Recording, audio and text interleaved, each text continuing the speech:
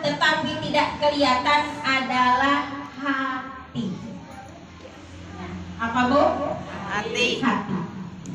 Untuk itu wajib bagi orang yang taklim, yang menuntut ilmu, tahap awal di dalam menuntut ilmu itu yaitu membersihkan batin, ya, membersihkan hati kita, karena itu hati adalah rumah. Biasanya kalau yang dimasukin ke rumah dan disimpan, tentunya yang bagus-bagus ya Bu. Iya. Yang jelek-jelek dimasukin nggak? Enggak, Kalau ada yang bagutut biasanya disimpan di belakang. di mana? Gudang. Gudang. Sincen. Masihnya aken ya disimpan na gudang. Betul apa betul? Betul. Mun ayah sampah, ayah runtah, sedinten get betah.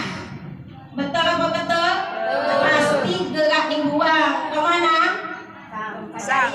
Pencarian. Menjadi dia.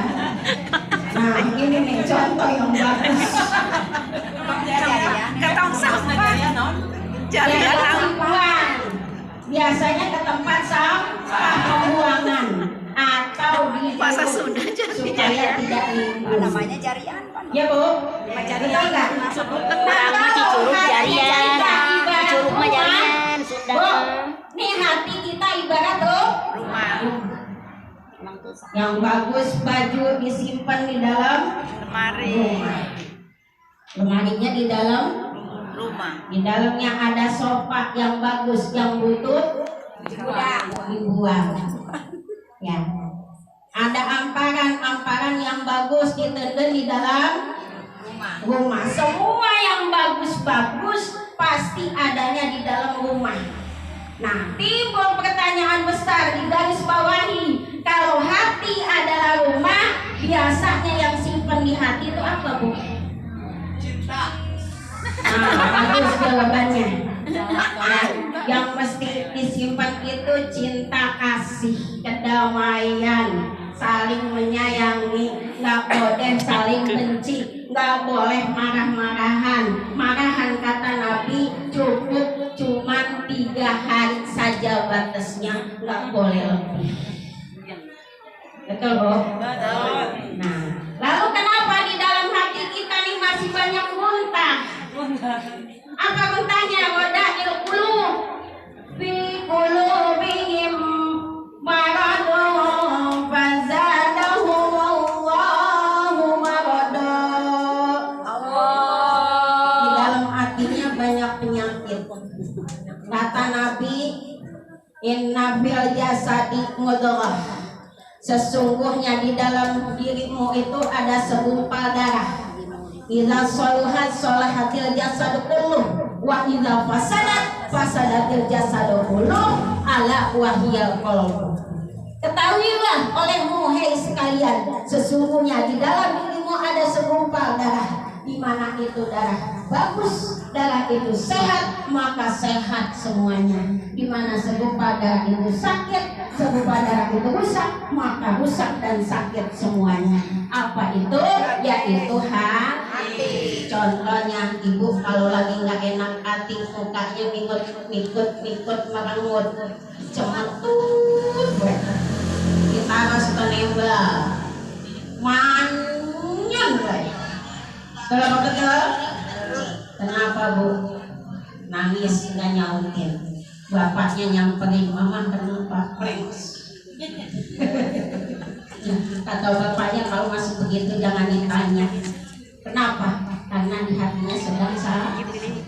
Jadi kalau hati sedang sakit itu diibaratkan dalam kitab Ihya Ulumuddin karangan dari Imam Ghazali, sesungguhnya malaikat tidak masuk kepada rumah yang di dalamnya ada kalbun, yaitu anjing. Kenapa? Rumah kita yaitu hati, kemudian ada penyakit-penyakitnya diibaratkan anjing, karena yang suka ngomel ngegonggong anjing, ya. Yang suka hasut itu anjing. Kenapa tuh anjing ngelel lidahnya? Ibu tahu nggak riwayatnya? Bu? Tahu nggak? Mau dikasih tahu? Zaman dulu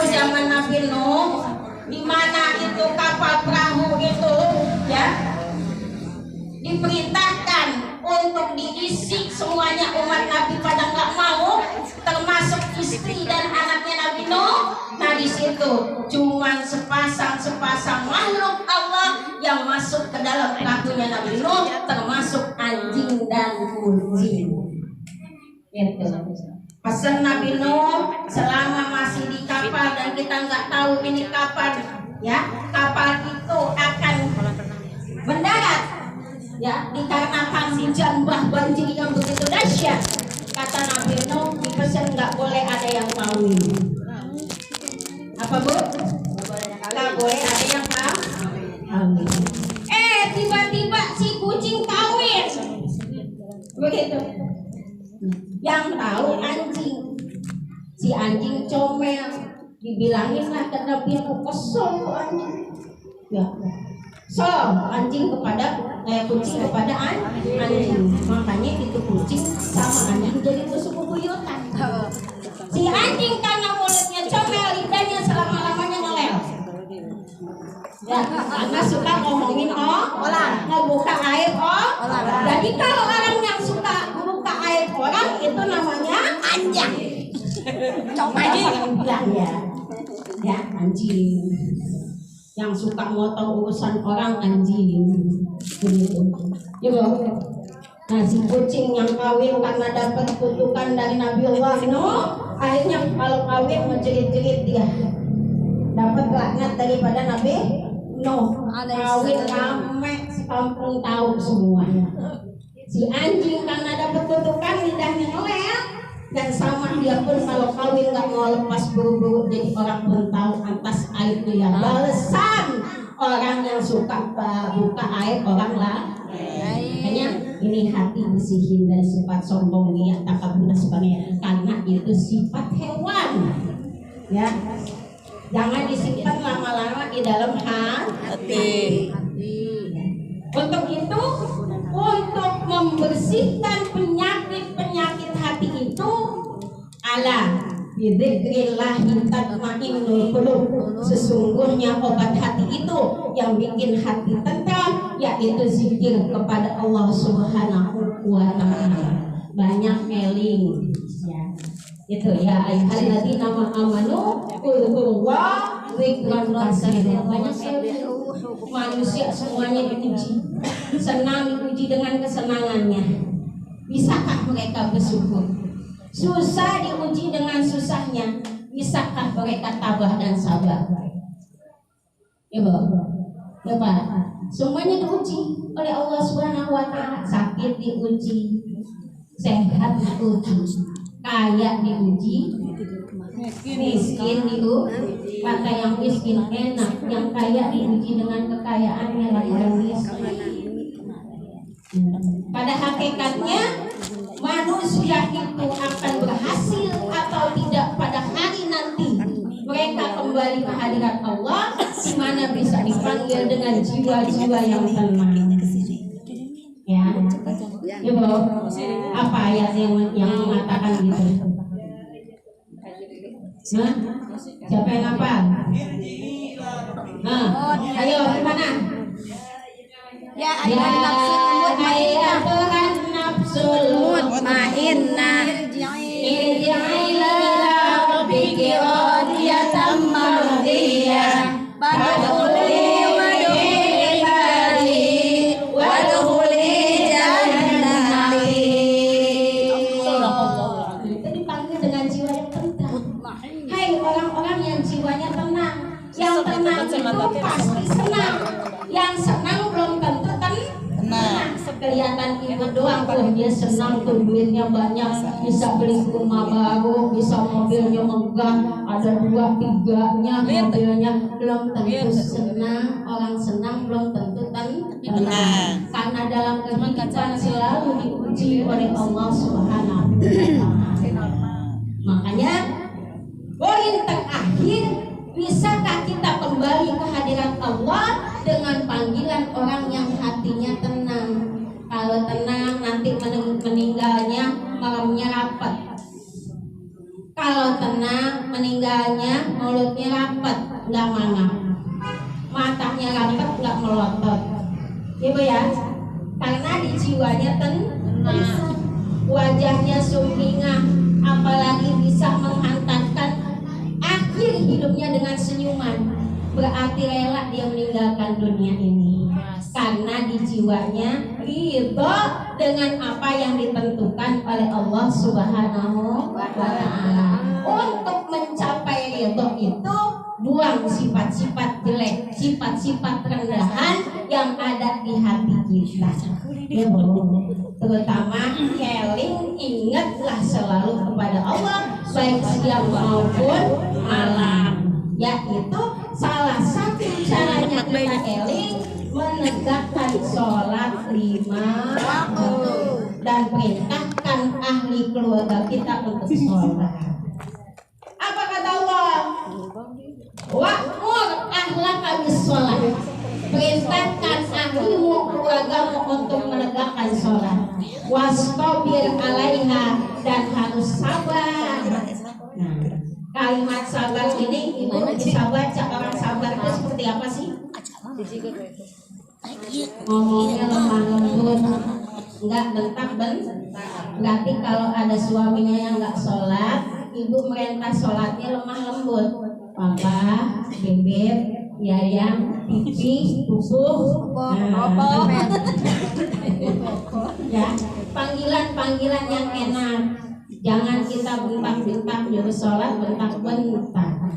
Ya, pelan-pelan tapi pasti. Dan harus sabar untuk merintahkan sholatnya itu berapa lama? Sepanjang hidup kita mempunyai kewajiban untuk memerintahkan sholat. Adapun begitu sudah diperintah dikerjakan kok tidaknya, itu bukan urusan kita, karena hidayah hanya milik Allah Subhanahu wa Ta'ala.